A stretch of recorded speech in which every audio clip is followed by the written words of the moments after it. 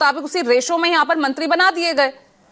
6 मंत्री पद और जा रहे थे यहाँ भाजपा के खाते में, तो सवाल उसमें क्यों वाजिब, क्यों आप उठा रहे हैं ज्योति कुमार सिंह? सोशल इंजीनियरिंग की बात आप भी करते हैं, सत्ता पक्ष करे तो वो गलत, तो वो यहाँ पर जातीय समीकरण वो साध रही है, चुनाव से पहले सभी जातियों को लुभाने की कोशिश वो कर रही है, तो आप क्या कर रहे हैं फिर? नहीं पूजा जी, इसको समझने की रुकिए ना, रुकिए ज्योति कुमार जी, ज्योति कुमार जी,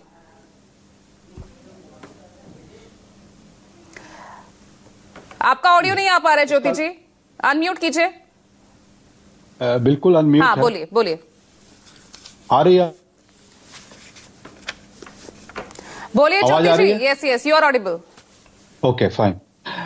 देखिए पूजा जी, जब कांग्रेस पार्टी जाति जनगणना की बात करती है तो उसका जो मुख्य कारण होता है वो नेशनल फूड सिक्योरिटी एक्ट के लिए होता है कि जब हम जिस कानून को लगाए थे, हम लोग जब यूपीए की सरकार थी, तो ये उस वजह से हम बात करते हैं जनगणना की कि अगर उस जनगणना में हमें पता चले कि किसी गरीब की संख्या इतनी है, पॉवर्टी लाइन से लोग इतने नीचे हैं, उसको हम सहायता कर पाए। हमारा जो मुख्य कारण है उनको वेलफेयर के लिए है, और भारतीय जनता पार्टी का मुख्य कारण जो ये बात करते हैं वो बात करते हैं वोट के संदर्भ में करते हैं, तो ये अंतर है। पूजा जी, मैं जो दूसरी बात कहना चाहता हूं, ये जो अब जो भारतीय जनता पार्टी का जो असली चेहरा है अब वो नजर आया है। अब ये कल के इनके मंत्रिमंडल का जो विस्तार हुआ है बिहार में, अब वो दिख रहा है कि अब उन्होंने बता दिया अपने अलायंस को कि देखिए अब मैं स्टीयरिंग पर बैठ गया, फ्रंट में अब गाड़ी मैं चलाऊंगा। और अलायंस पूजा जी किस बात के लिए होती है? अलायंस तो तभी होती है ना कि आपकी कोई कमजोरी है और कहीं मजबूती है, और किसी की कमजोरी किसी की मजबूती दोनों मिलकर पार्टी जुड़ते हैं, फिर वो इलेक्शन लड़ते हैं।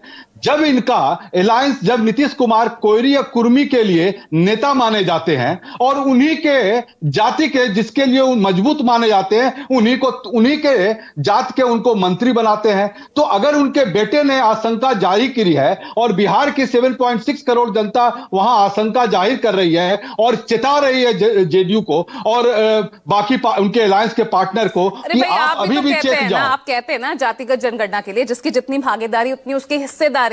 अब वही फॉर्मूला जब बिहार कैबिनेट में लागू हुआ तो आपको मिर्ची लग गई, तो आपको चिंता हो गई इस बात की? नहीं, हमें मिर्ची नहीं लगी, हमें तो अच्छी बात है। लेकिन जिसका वो सेंध लगाने का कोशिश कर रहे हैं, जो महाराष्ट्र में उन्होंने किया, जो हरियाणा में जो प्रयास करने का कोशिश किया, वो यहां कर रहे हैं। अब देखिए, आप जिस बात कर रहे हैं कि कांग्रेस पार्टी बात करती है, मैं पूजा जी आपको बताता हूं, महाराष्ट्र के सोलापुर में जब सोलापुर में वोट लेने के लिए 2019 की बात है कि मोदी जी खुद अपने को वोट लेने के लिए पिछड़ा बताया, वोट लेने के लिए, और कोई मकसद से नहीं कि उसका वेलफेयर हो, उसका कुछ अनुदान उनको मिले, उसके लिए नहीं। जनगणना को लेकर, जातिगत जनगणना को लेकर क्या स्टैंड रहा है, तो आप भी समय परिस्थिति के हिसाब से बदल रहे हैं ना अपनी विचारधारा?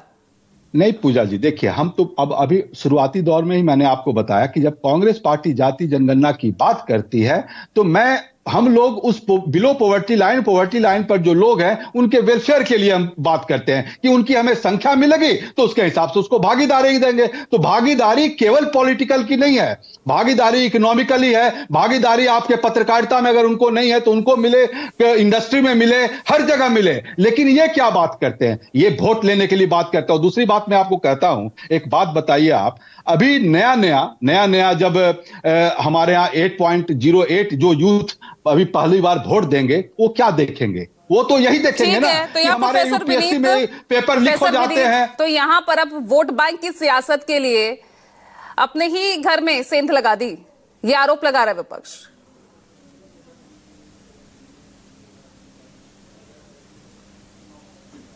विनीत, पूजा जी मेरी आवाज?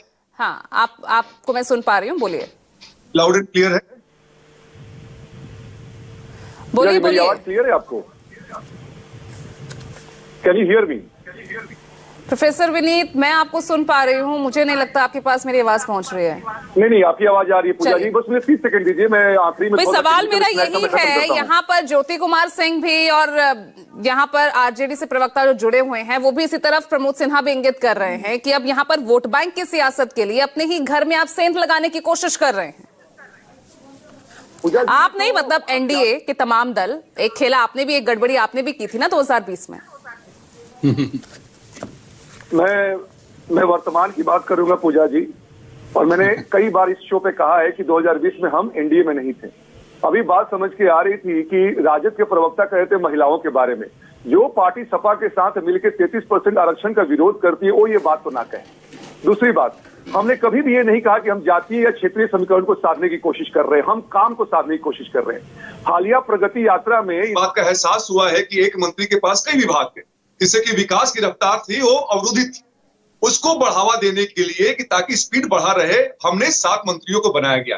तो मिर्ची इसमें किसको लगने की बात है? ये तो बाई प्रोडक्ट हो गया पूजा जी ना कि समावेशी विकास हो रहा है, और उसमें भी कांग्रेस या विपक्ष या राजद जो जातीय समीकरण साध के राजनीति करती है, विकास से दूर दूर तक रिश्ता नहीं है। अगर वो ये बात कहे तो मुझे समझ में नहीं आता कि हमें उत्तर क्यों देना चाहिए। जहां तक बात हमारी रही है कि हमारे गठबंधन में 5 घटक दलों में से कोई बड़ा भाई छोटा भाई नहीं है, महत्वपूर्ण है कि सब भाई हैं, जो कि दिखता भी है हमारी एकता में और चट्टानी एकता में। अभी पक्ष की बात कर ले, ऐसे ही पैनल में बैठे हुए लोग खंडित यहाँ पे भी हैं और बिहार में भी है। आने वाले समय में 2025 225 हम पार करने वाले हैं। 13 मंत्री जेडीयू के दिखे तो कौन बड़ा भाई नजर आ रहा है? पूजा जी, वो तो डिपेंड करता है ना कितने मेंबर आपके विधानसभा में, उसके अकॉर्डिंगली चीजें होती हैं। ये आप भी समझती हैं, हम भी समझते हैं।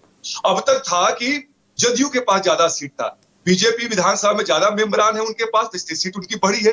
तो इसमें 2020 से तो 13-15 वही तस्वीर हम देख रहे थे। अचानक से चुनाव से पहले ये चेंज क्यों करना पड़ा, ये बदलाव क्यों?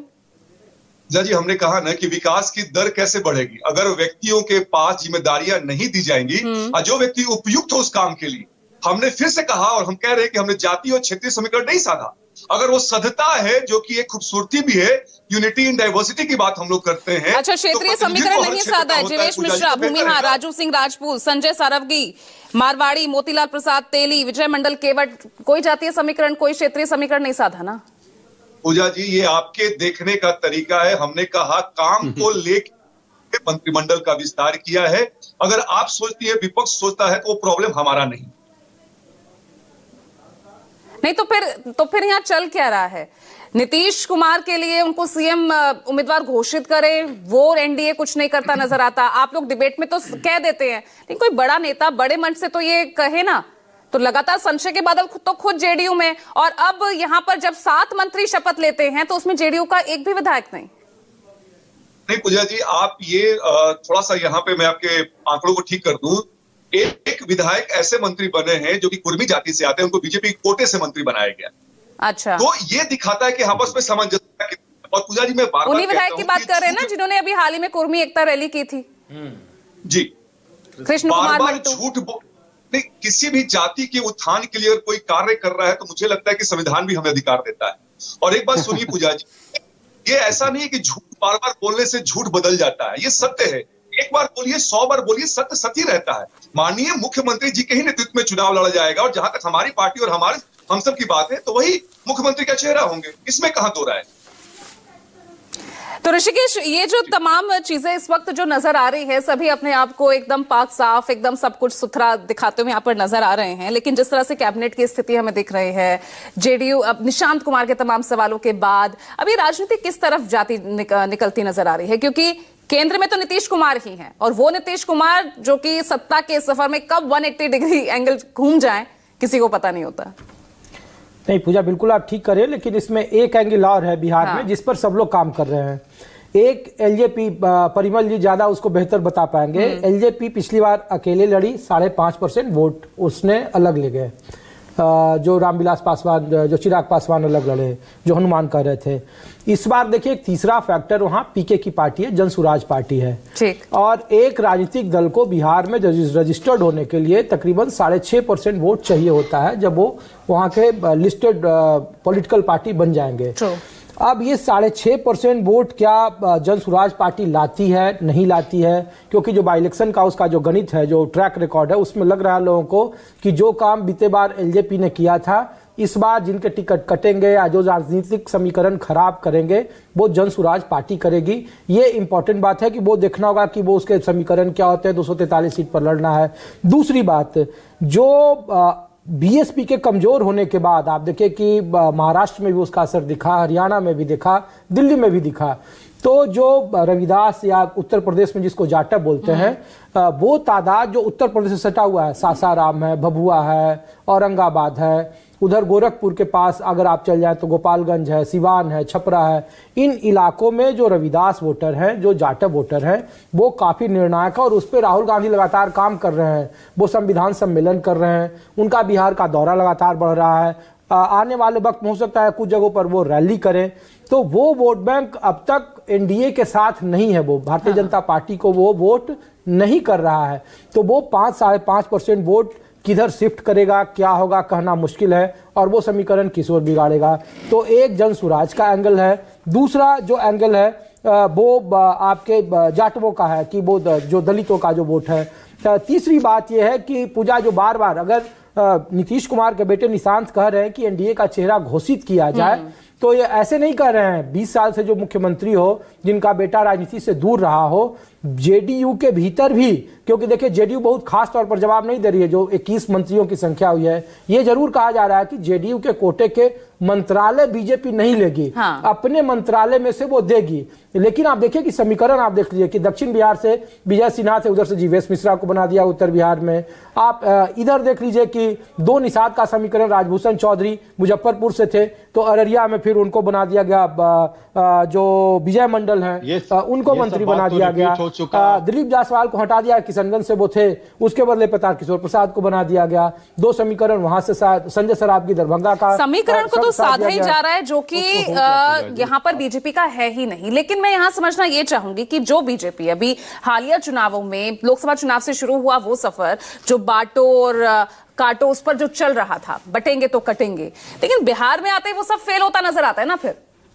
पूजा जी, हाँ बिल्कुल आप ठीक कर रही हैं, वहाँ बटेंगे तो कटेंगे वाली राजनीति नहीं है, वहाँ हमेशा जातीय गोलबंदी की राजनीति होती है। इसीलिए जो समीकरण बिठाए जा रहे हैं, जो जातियों का गणित है, उसी हिसाब से ये समीकरण बिठाया जा रहा है। इसीलिए जेडीयू क्या बड़े भाई की भूमिका में होगी या नहीं होगी, इसका संकेत तो साफ है कि 21 मंत्री हैं, तो आने वाले वक्त में लड़ाई कोशिश की जाएगी आरजेडी बनाम बीजेपी की कराने की कोशिश की जाएगी, जो जिसकी जितना मैं समझ पा रहा हूं बिहार की राजनीति को। और इसीलिए ये मंत्रालय का बुनावट, और आने वाले वक्त में देखिए पूजा कि जब सीटों का बंटवारा होगा और एलजेपी को जब इसमें एडजस्ट करने की बात आएगी, तो जैसे लोकसभा में 15 सीटों पर 2 सीट कम पर लड़े जेडीयू लड़ी, आने वाले वक्त में सीटों की संख्या में भी बड़ा उलटफेर होगा। आखिरी वक्त में वहां भी बीजेपी अपने बड़े भाई की भूमिका में रहेगी। 110 या 112 कितने सीटों पर, और बम्पर जीत महाराष्ट्र जैसे मिल गई तो ऋषिकेश